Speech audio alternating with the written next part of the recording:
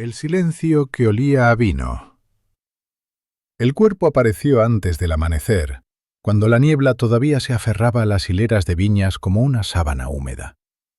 Lo encontró un campesino llamado Ettore Massimo, que llevaba 40 años caminando ese mismo sendero entre las cepas y jamás había visto nada parecido.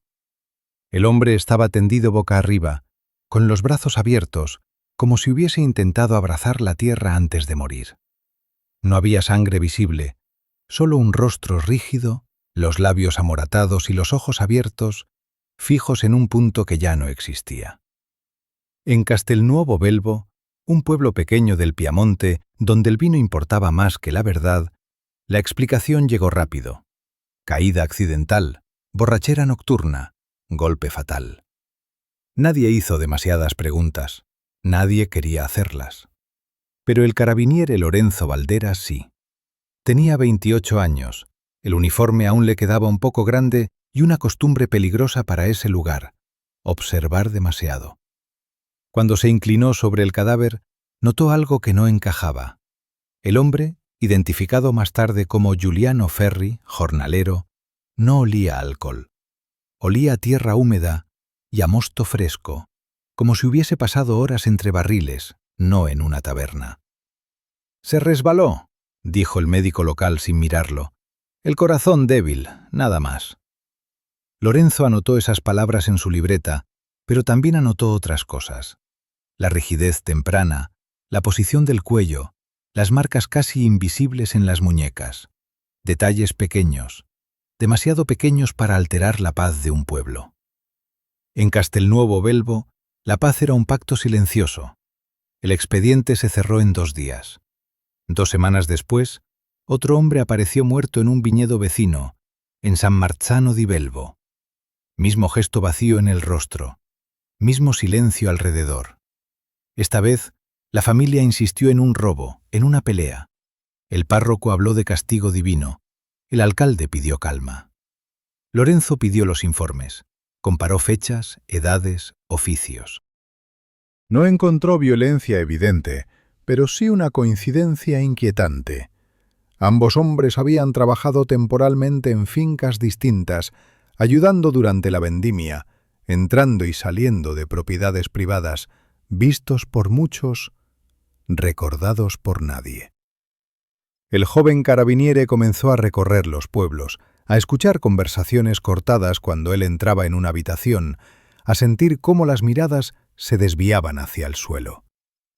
No era miedo lo que percibía, era conveniencia. En una cantina, un anciano le susurró algo sin levantar la cabeza. «Aquí, teniente, es mejor que las cosas se queden como están». «¿Cómo cuáles cosas?», preguntó Lorenzo. El anciano no respondió. Esa noche, en su habitación alquilada, Lorenzo abrió un cuaderno viejo donde guardaba recortes y notas de muertes dudosas ocurridas en pueblos cercanos desde finales de los años 40. Caídas, paros cardíacos, accidentes nocturnos. Demasiados para ser casualidad. Demasiados para ser investigados. Italia estaba cansada. De la guerra, de la pobreza, de los muertos. Nadie quería otro tipo de violencia. Pero alguien la estaba ejerciendo, y lo hacía con cuidado, sin ruido, sin sangre. Cuando Lorenzo cerró el cuaderno, entendió algo que lo acompañaría durante los siguientes 20 años de su carrera. Los asesinos más peligrosos no eran los que gritaban, sino los que sabían adaptarse al silencio. Fuera, las viñas dormían. Y bajo esa tierra fértil, la verdad comenzaba a pudrirse lentamente. La partera de Castel Rosato. A Castel Rosato se llegaba por una carretera estrecha que serpenteaba entre colinas bajas y campos de trigo. El pueblo parecía suspendido en el tiempo. Casas de piedra, persianas siempre medio cerradas y una plaza central donde nadie permanecía demasiado rato. Allí la vida comenzaba y terminaba casi siempre en el mismo lugar, el pequeño ambulatorio municipal. Ese ambulatorio tenía un nombre que se pronunciaba con respeto casi religioso: Adelfina Ribaso Montenegro. No era médica, nunca lo fue, pero durante más de 15 años había asistido a partos, calmado dolores, lavado sangre y recibido niños que llegaban al mundo en habitaciones pobres, con paredes esconchadas y crucifijos torcidos. Su acento era extraño, italiano con una musicalidad ajena, heredada de una madre argentina y un padre lígur que jamás volvió del frente oriental. Adelfina tenía 43 años, el cabello siempre recogido con precisión y unas manos firmes, demasiado firmes para alguien que trabajaba con recién nacidos. En el pueblo decían que había visto demasiado durante la guerra, que había perdido un hijo, que por eso entendía el sufrimiento mejor que nadie. Ella no corregía esos rumores. Le convenían. Vivía sola en una casa estrecha, pegada a la antigua capilla de Santa Lucía, hoy cerrada al público. Cada mañana seguía el mismo ritual: café amargo, rosario corto, delantal blanco. No hablaba más de lo necesario. Observaba. Adelfina creía en el orden, no en el divino, sino en uno más simple y cruel. Algunas vidas llegaban al mundo equivocadas. Hijos no deseados. Criaturas condenadas al abandono, al hambre, a la violencia. Para ella, permitir que respiraran era prolongar una injusticia. No se consideraba una asesina, se consideraba una correctora. El primer error ocurrió en noviembre de 1953. Una joven campesina, soltera, llegó al ambulatorio al amanecer, empapada en sudor y miedo. El parto fue difícil. El niño nació débil, con el llanto entrecortado. Adelfina lo sostuvo unos segundos más de lo habitual, observando ese rostro arrugado que ya parecía cansado de existir. Apretó con cuidado, lo justo. Luego anunció la complicación. La madre lloró. El párroco rezó. El médico firmó el certificado sin mirar demasiado. Funcionó. Después vino el segundo, y el tercero. Adelfina aprendió a variar los detalles: asfixia confundida con debilidad pulmonar, infecciones inventadas, negligencias imposibles de demostrar. Nunca en el mismo pueblo 2 veces seguidas, nunca con familias influyentes. Su mente era metódica, casi administrativa. Mientras tanto, Lorenzo Valdera comenzó a recibir informes dispersos de mortalidad infantil anormalmente alta en pequeñas localidades rurales.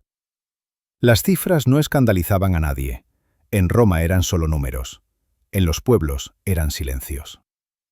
Lorenzo visitó Castel Rosato una tarde lluviosa.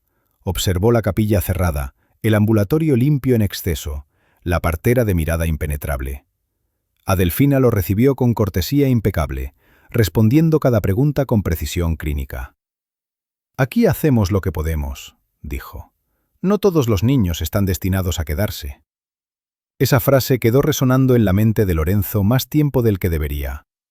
Esa noche, mientras el viento golpeaba las ventanas del ambulatorio, Adelfina bajó al sótano de la capilla con una linterna pequeña. Detrás del antiguo altar, bajo tablas viejas, guardaba algo que nadie debía encontrar. Restos envueltos en telas, botones, pequeños zapatos que jamás se usaron. Pruebas, pensó. No de culpa, sino de orden. Y aún no había terminado. El primer llanto que nadie escuchó. El invierno de 1954 cayó sobre el Piamonte con una crudeza silenciosa. La nieve no era abundante, pero el frío se metía en los huesos y obligaba a la gente a quedarse en casa. En esos meses, los partos se multiplicaban en condiciones precarias y Adelfina Ribasso Montenegro se volvió indispensable. Su nombre circulaba de pueblo en pueblo como una promesa de seguridad. Ella lo sabía y lo utilizaba. El segundo niño murió en Rocca di Cervo, a 20 kilómetros de Castel Rosato. El tercero, en una aldea sin estación de tren, donde nadie llevaba registros claros. Adelfina viajaba ligera, con una maleta pequeña y su delantal siempre impecable. Nunca se quedaba a dormir, nunca aceptaba vino después del trabajo. El patrón era simple solo para ella. Elegía madres jóvenes, aisladas, sin marido o con esposos ausentes. Niños que nacerían ya marcados por la miseria. Durante el parto, observaba con atención quirúrgica. Si el bebé respiraba con dificultad, si el cuerpo era frágil, si el llanto no tenía fuerza, tomaba la decisión. No lo hacía con prisa, no lo hacía con rabia, lo hacía con convicción. Para Adelfina, aquellos minutos eran un acto de misericordia. Mientras tanto, Lorenzo Valdera comenzaba a notar algo que no aparecía en los informes oficiales. Los mismos nombres se repetían en los márgenes de los documentos. Firmas secundarias, testigos sanitarios, parteras itinerantes. Entre ellos, uno destacaba por su frecuencia y por lo pulcro de su caligrafía. A. Ribasso Montenegro. Lorenzo pidió los archivos médicos de 3 provincias. No fue fácil. Le dijeron que exageraba, que la mortalidad infantil era normal en zonas rurales, que no buscara fantasmas. Pero los números no mentían. Allí donde Adelfina asistía a partos, la tasa de muertes neonatales era ligeramente más alta. No escandalosa, solo constante. Decidió observar. En marzo de 1955, se presentó sin avisar en un ambulatorio de San Lorenzo Belmonte, donde Adelfina estaba asistiendo a un parto complicado. Se mantuvo en silencio, apoyado contra la pared, mientras ella trabajaba. Vio cómo sostenía al recién nacido un segundo más de lo necesario. Vio cómo su pulgar se tensaba. El niño sobrevivió. Adelfina notó la presencia del carabiniere. Lo supo por el cambio en su propia respiración. No volvió a cometer ningún error durante semanas. Eso fue lo que la delató. Porque la muerte, pensó Lorenzo, no se detiene por cortesía. El cuarto caso ocurrió en junio. Un niño declarado muerto por insuficiencia respiratoria. La madre juró haberlo oído llorar. El padre, un obrero temporero, no sabía leer el certificado. Lorenzo habló con la mujer en privado. Ella no acusó a nadie. Solo dijo una frase.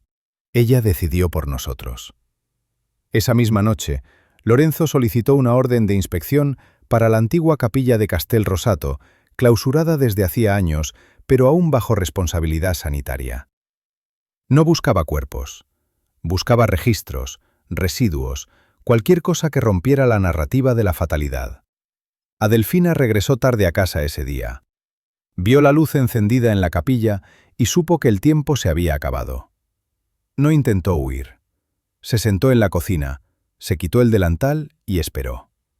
Para ella, todo estaba hecho. Porque corregir el mundo, incluso en silencio, siempre deja rastros. Y alguien, tarde o temprano, aprende a escucharlos. Huesos bajo el suelo de la capilla. La capilla de Santa Lucía estaba silenciosa como siempre. Las paredes conservaban el olor a cera vieja y a madera húmeda. Los bancos crujían bajo el peso del pasado, y el altar, con su mármol rajado, parecía proteger secretos que nadie había osado buscar. Lorenzo Valdera entró esa tarde con un par de oficiales locales, poco más que sombras detrás de él. La luz del sol caía oblicua por las ventanas pequeñas, iluminando partículas de polvo que flotaban como fantasmas entre los bancos. «Aquí es», dijo Lorenzo con voz baja. «Adelfina Ribasso Montenegro vive al lado. Todo lo que busquemos estará relacionado». Los hombres miraron al carabiniere con respeto, mezclado con algo de temor. Nadie había osado investigar a la partera más influyente de la provincia, la mujer que salvaba vidas y tomaba decisiones por la comunidad. Lorenzo empujó suavemente la puerta del sótano detrás del altar. La madera crujió y un olor extraño, metálico y húmedo lo golpeó. Tierra removida, polvo, algo que recordaba a madera vieja mezclada con algo más orgánico. Encendieron linternas. Bajo tablas sueltas encontraron pequeñas cajas, cuidadosamente apiladas. Cada una contenía restos envueltos en paños, diminutos zapatos, botones, registros médicos con nombres tachados. «Hijos», susurró un oficial con un temblor apenas perceptible. «¿Todos ellos?». Lorenzo asintió lentamente. Cada caja era un testimonio silencioso. Cada pequeño cuerpo era una vida robada bajo la apariencia de cuidado. El patrón era implacable, metódico.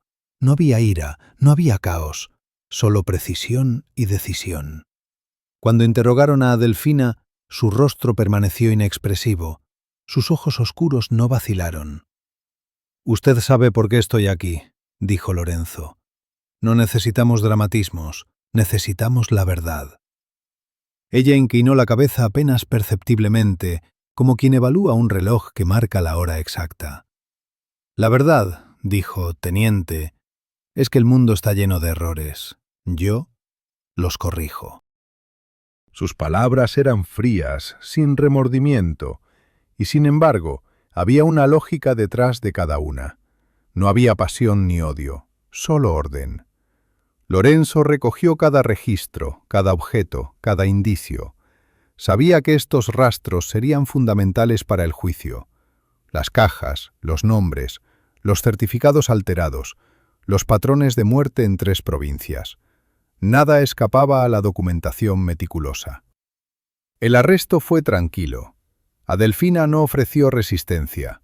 Caminó por la plaza del pueblo, acompañada por 2 oficiales, mientras los habitantes miraban desde las ventanas y puertas entreabiertas. Algunos asintieron en silencio, otros desviaron la mirada, incapaces de enfrentar la realidad. La mujer que había salvado vidas también las había condenado en secreto. El juicio comenzó en Turín meses después. La evidencia era abrumadora. Registros médicos manipulados, restos descubiertos bajo la capilla, testimonios de madres y parientes y la confesión implícita de la acusada.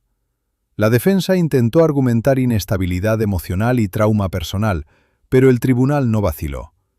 El veredicto fue un eco de los años 50, condena máxima. La sentencia reflejaba la gravedad de los crímenes y la imposibilidad de reintegrar a la sociedad a alguien que había decidido sobre la vida y la muerte de tantos. Adelfina sería encerrada de por vida, aislada, su destino sellado como ejemplo de justicia en tiempos donde la moral y la ley aún luchaban por coexistir. Mientras Lorenzo salía del tribunal, sintió un peso extraño. No era alivio. Era la certeza de que, aunque la justicia se había cumplido, la sombra de lo que había ocurrido nunca desaparecería completamente. Los silencios de Castel Rosato continuarían, pero él había aprendido algo esencial. A veces, los asesinos más peligrosos viven entre nosotros, en el cuidado cotidiano, en la rutina más sencilla, en la sonrisa amable que oculta una lógica mortal. El verano siguiente, Lorenzo volvió a Castel Rosato. La capilla estaba vacía y el ambulatorio cerrado temporalmente. Las flores habían sido colocadas en memoria de los que nunca habían. Los esposos de la costa de Liguria. En 1961, el mar de Liguria parecía más tranquilo que el interior del país. Al menos eso pensaban en Roma. Mientras las ciudades crecían y el turismo comenzaba a transformar la costa, los pequeños pueblos portuarios seguían funcionando con la misma lógica antigua. Nadie preguntaba demasiado, y los que llegaban de fuera rara vez dejaban huella. Lorenzo Valdera ya no era el joven carabinier incómodo. Tenía 37 años, canas tempranas en las sienes y una reputación incómoda. El hombre que veía patrones donde otros veían desgracias aisladas. Cuando fue trasladado temporalmente a la provincia de Savona, creyó que sería un descanso. Se equivocó. El primer caso no llegó como asesinato, sino como desaparición. Un marinero portugués, João Ferreira, no regresó a su barco tras una noche en tierra en Borgo Marina. No había señales de pelea, no había cuerpo. El capitán declaró el abandono y zarpó. El expediente se archivó en una semana. 2 meses después, una mujer francesa, turista solitaria, desapareció tras alquilar una habitación por una noche. El dueño del hostal afirmó que había pagado en efectivo y salido temprano. Nadie volvió a verla. A Lorenzo le llamó la atención un detalle mínimo. Ambos habían sido vistos por última vez en las inmediaciones de una pequeña trattoria frente al puerto, la Estela Bassa. El local pertenecía a Oreste Velorio y su esposa, Milagros Ferrero. Oreste era lígur de nacimiento, hombre ancho, de voz suave, antiguo estibador reconvertido en restaurador. Milagros había llegado desde España a finales de los años 40, huyendo, según ella, de un pasado complicado. Tenía una sonrisa fácil y una memoria prodigiosa para los rostros. Recordaba nombres, pedidos, historias ajenas. La gente confiaba en ella sin saber por qué. Esa confianza era la clave.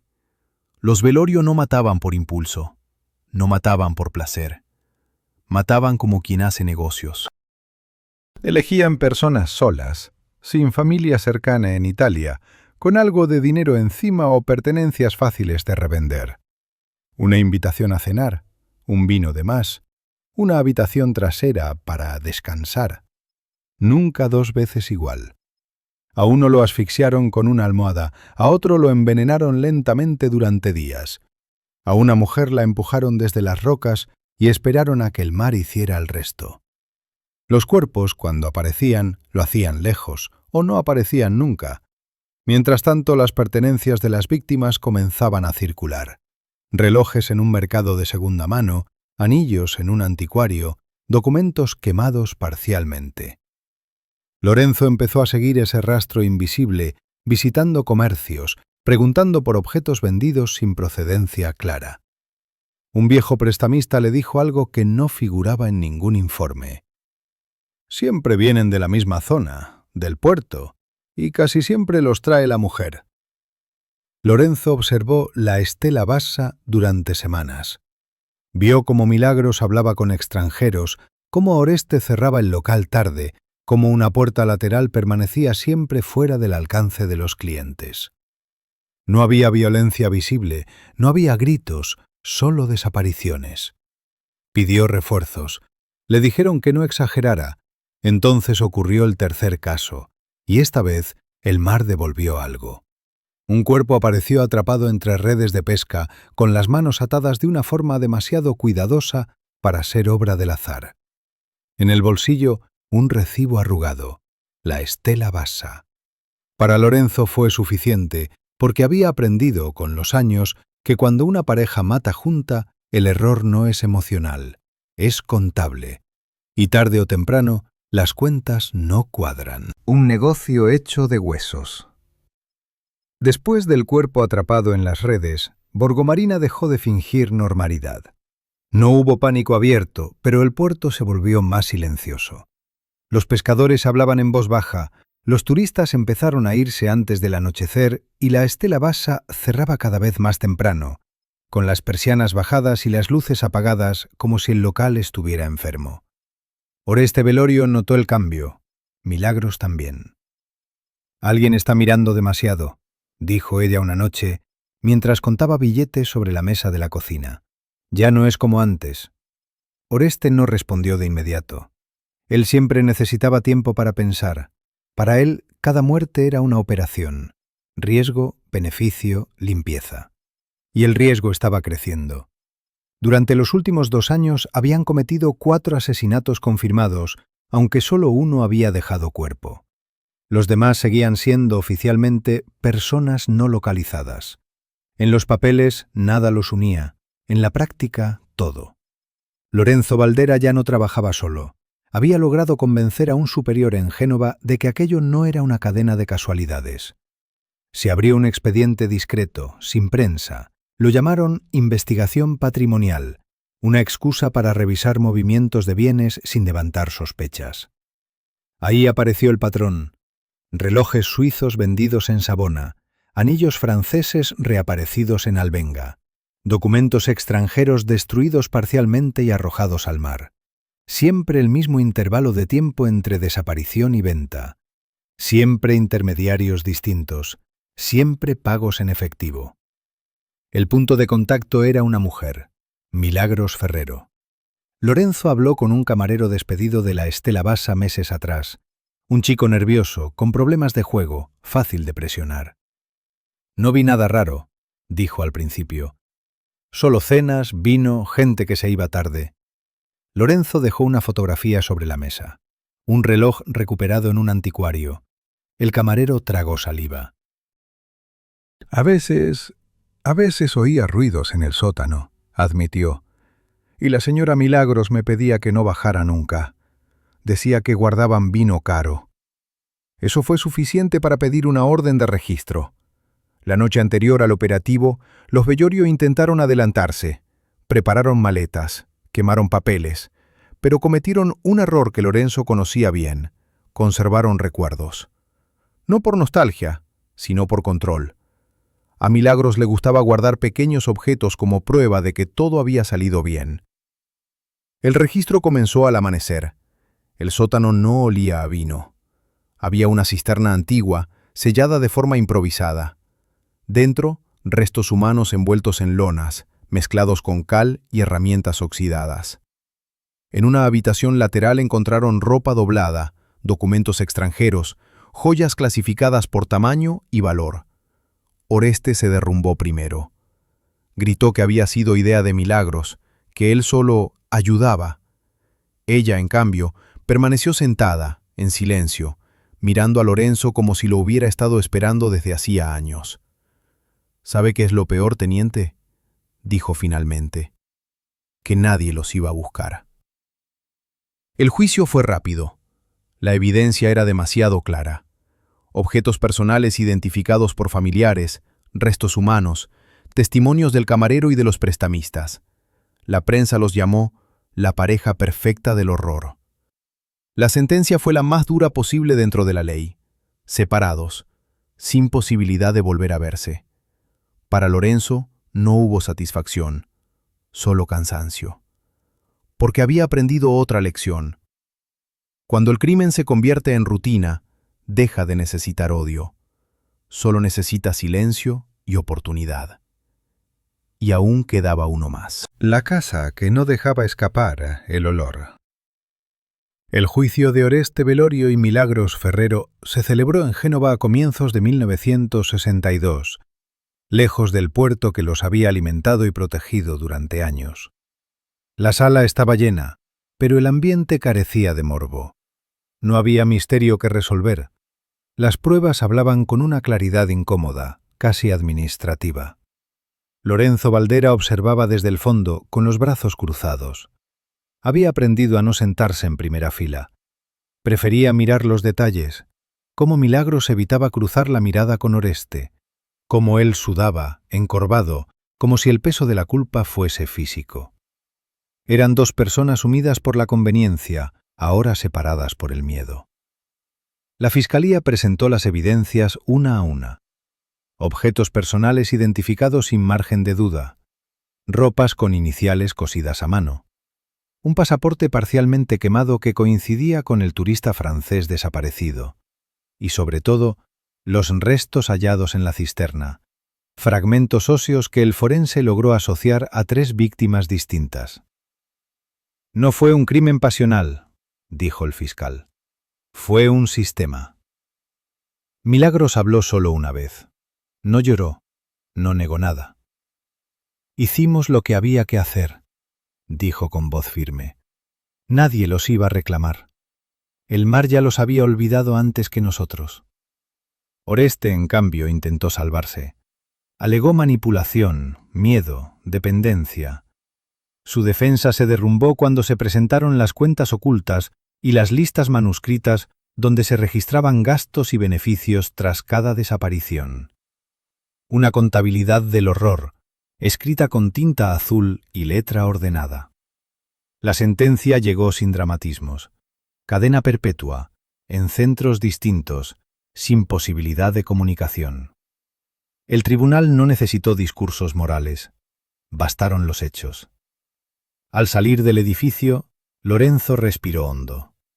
No sintió alivio, solo una extraña sensación de cierre incompleto. Porque el pueblo de Borgomarina seguía allí, intacto, como si nada hubiera ocurrido. La trattoria fue vendida. El sótano sellado. El puerto volvió a llenarse de voces y risas. La casa de los Bellorio, sin embargo, quedó vacía durante meses. Los vecinos decían que tenía un olor extraño, persistente, como humedad atrapada. Nadie quiso vivir allí. Al final, el ayuntamiento la expropió y la derribó sin ceremonia. Para Lorenzo, el caso significó algo más que una condena. Fue la confirmación de una idea que lo perseguía desde Castel Rosato. El crimen no siempre nace del impulso, sino de la oportunidad sostenida en el tiempo. Y donde hay oportunidad, suele haber más de un culpable. En 1965 pidió el traslado. No quería quedarse en la costa. No quería repetir escenarios. Lo enviaron al interior, a una zona industrial en expansión, con nuevos problemas y viejas mentalidades. Antes de irse, pasó una última vez por el puerto al amanecer. El mar estaba en calma. Demasiado. Pensó que tal vez había terminado, que ya había visto lo peor. Se equivocaba, porque en los archivos que lo esperaban había una serie de muertes recientes, perfectamente legales, perfectamente explicables. Personas consideradas indeseables. Vidas que nadie defendía. Y alguien, en silencio, estaba decidiendo quién merecía seguir respirando. El hombre que quería orden. En 1968, Italia cambiaba más rápido de lo que muchos podían soportar. Las fábricas crecían en los márgenes de los pueblos, los jóvenes hablaban de política en las plazas y el desorden, así lo llamaban algunos, se filtraba en cada rincón. Fue en ese contexto cuando Renato Calderón y Vitale comenzó a actuar. Tenía 52 años, era hijo de un funcionario italiano y de una madre uruguaya, y había pasado casi toda su vida trabajando en oficinas municipales, empadronamientos, permisos, archivos. Sabía dónde vivía la gente, quién no tenía familia, quién acumulaba denuncias menores. Para Renato la sociedad era un sistema mal mantenido, y él sabía cómo corregirlo. Vivía solo, en un departamento modesto sobre una oficina cerrada. No bebía, no fumaba, no levantaba la voz. Cada noche seguía una rutina precisa. Cena ligera, lectura de expedientes antiguos, anotaciones en cuadernos perfectamente alineados. En ellos no había nombres completos, solo iniciales y observaciones frías. Vago, alcohólico, problemático, carga social. Su primer asesinato ocurrió en Civita Ferrara, una ciudad industrial en expansión. La víctima fue un hombre sin domicilio fijo, conocido por pequeños robos y peleas. Renato lo invitó a comer. Habló con él durante horas, escuchó su historia. Luego, en un terreno baldío, lo golpeó en la nuca con una barra metálica. Rápido, limpio, sin testigos. Lo presentó como una agresión entre vagabundos. Funcionó. El segundo fue distinto. Una mujer acusada repetidamente de abandono infantil. Renato se ganó su confianza durante semanas, fingiendo ayuda administrativa. La empujó por las escaleras de un edificio en obras. Accidente laboral, dijeron. El tercero fue un joven con antecedentes por disturbios políticos menores. A ese lo envenenó lentamente, mezclando productos de limpieza en el vino barato que compartían. El certificado habló de fallo hepático. Cada muerte tenía una justificación racional. Cada informe cerraba sin objeciones. Cuando Lorenzo Valdera recibió el nuevo expediente, algo en él se tensó de inmediato. No había violencia evidente, no había conexiones claras, pero había un detalle inquietante. Todas las víctimas figuraban en registros municipales revisados recientemente por el mismo empleado, Renato Calderón y Vitale. Lorenzo pidió los cuadernos de control administrativo. Nadie entendía por qué, eran simples trámites, pero al compararlos con las fechas de las muertes, el patrón emergió con una frialdad matemática. No era caos, era selección. Lorenzo visitó a Renato por primera vez una mañana gris. El hombre lo recibió con cortesía impecable, le ofreció café, habló de orden, de responsabilidad, de una sociedad cansada de cargar con sus propios errores. Alguien tiene que hacer lo que otros no se atreven, dijo sin énfasis. Lorenzo no lo acusó, no todavía. Sabía que este tipo de asesino no huía, esperaba, porque para alguien como Renato, el crimen no era un impulso, era un deber. Las huellas que no se pueden borrar. Lorenzo Valdera no actuó de inmediato. Con los años había aprendido que los hombres como Renato Calderón y Vitale no se delataban por prisa, sino por exceso de convicción. Creían demasiado en su propio razonamiento como para aceptar que alguien pudiera juzgarlos. Durante meses, Lorenzo siguió sus movimientos sin intervenir. Observó cómo Renato solicitaba expedientes antiguos, cómo visitaba barrios específicos, cómo hablaba con personas marginales con una paciencia casi pastoral. No los amenazaba, no los intimidaba, los escuchaba. Luego, algunos de ellos morían. El cuarto asesinato fue el que rompió el equilibrio. Un exobrero despedido por alcoholismo apareció muerto en su apartamento, sin signos de violencia. El forense habló de una sobredosis accidental. Pero Lorenzo notó algo fuera de lugar. El apartamento estaba demasiado ordenado. Los papeles clasificados, la basura separada. No era el entorno de alguien que había perdido el control. Revisando los archivos, encontró una anotación reciente en el registro municipal. Una visita de control realizada por Renato 2 días antes de la muerte. Eso bastó para solicitar vigilancia discreta. La prueba definitiva no vino de un cuerpo, sino de un objeto. Un joven limpiador municipal, encargado de vaciar oficinas antiguas, encontró una caja metálica olvidada en un almacén. Dentro había relojes baratos, llaves, documentos personales y pequeños objetos sin valor aparente. Todos distintos, todos etiquetados con fechas. Lorenzo reconoció inmediatamente el patrón. Cada objeto correspondía a una víctima. El registro del apartamento de Renato se realizó una madrugada de octubre de 1969. No hubo resistencia. Renato observó cómo los carabinieri abrían cajones y estanterías con una calma inquietante. En un armario encontraron los cuadernos, decenas de páginas con anotaciones minuciosas, evaluaciones morales, fechas, resultados. No eran personas, dijo Renato finalmente. Eran problemas sin solución. Lorenzo no levantó la voz. La sociedad no le dio ese derecho. Renato sonrió apenas. La sociedad me dio los archivos. El juicio fue distinto a los anteriores. No hubo sensacionalismo, no hubo lágrimas. Solo documentos, peritajes, correlaciones imposibles de negar. Renato no negó nada. Defendió su lógica hasta el final, convencido de haber hecho un servicio. La sentencia fue severa. El tribunal lo declaró culpable de homicidio múltiple agravado y lo condenó a la pena máxima prevista por la ley vigente, reclusión perpetua en aislamiento prolongado. Cuando se lo llevaron, Renato no miró atrás. Lorenzo permaneció sentado cuando la sala se vació. Había ganado el caso, pero sentía una derrota distinta. Porque este asesino no había actuado en la sombra. Había usado el sistema. Había caminado por pasillos oficiales, protegido por la rutina y la indiferencia. Y eso era lo más inquietante. Porque si un hombre así pudo matar durante años sin levantar sospechas, ¿cuántos más podrían estar ahí fuera? La sentencia de una época. En 1971, Lorenzo Baldera cerró su último expediente como investigador activo. Lo hizo en una oficina gris del Archivo Central, rodeado de estanterías metálicas y carpetas que nadie abría desde hacía años. Afuera, Italia hablaba de futuro, de progreso, de olvidar.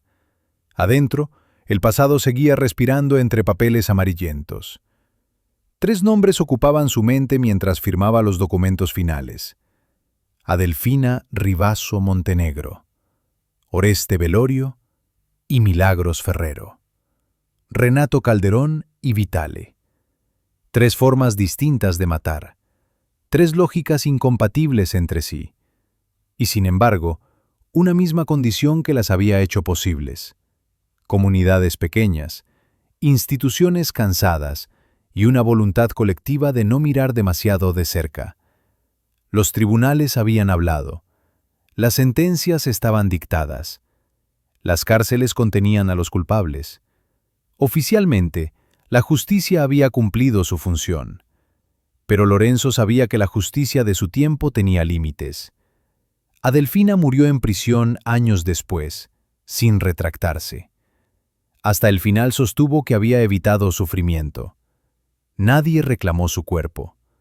Fue enterrada sin ceremonia, como muchos de los niños a los que había negado un nombre. Oreste Velorio envejeció rápido. Murió enfermo, solo, en una prisión del norte. Milagros Ferrero sobrevivió más tiempo, aislada, sin visitas. Nunca pidió perdón. En una carta tardía escribió una sola frase: hicimos lo que el mundo nos permitió hacer. Renato Calderón y Vitale siguió escribiendo hasta que le quitaron el papel. Sus cuadernos fueron clasificados como material judicial. En ellos no había remordimiento, solo evaluaciones. Hasta el último día se consideró un funcionario más, castigado por haber sido demasiado eficiente. Lorenzo archivó todo.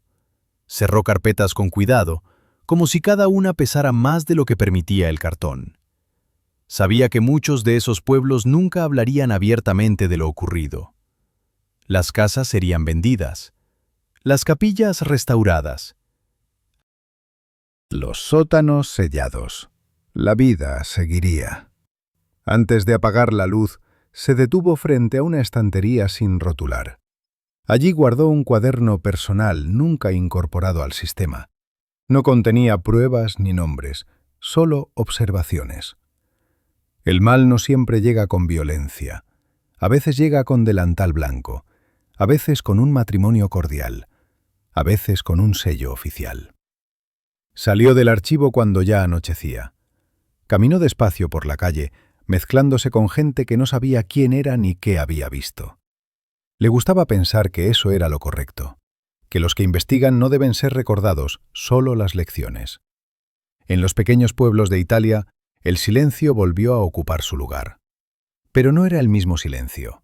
Bajo la tierra, bajo los muros, bajo los archivos cerrados, quedaba la certeza de que la normalidad puede ser una máscara peligrosa, y que, durante 20 años, alguien había escuchado cuando nadie más quiso hacerlo. Lorenzo Valdera nunca volvió a investigar otro crimen, pero tampoco volvió a creer en las explicaciones fáciles. Porque había aprendido algo definitivo. No todas las épocas son juzgadas por lo que construyen, sino por lo que deciden no ver.